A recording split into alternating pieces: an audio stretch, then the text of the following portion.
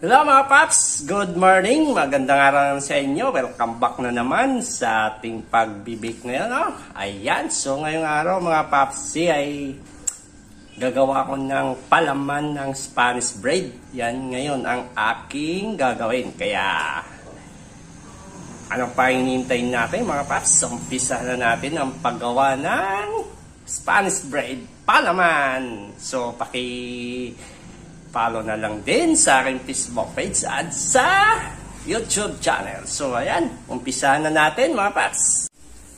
So, ito na yung mga ingredients natin, mga paps, no?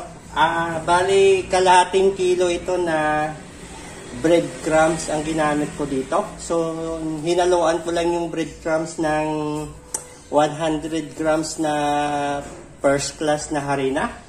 Ayan. At 400 grams na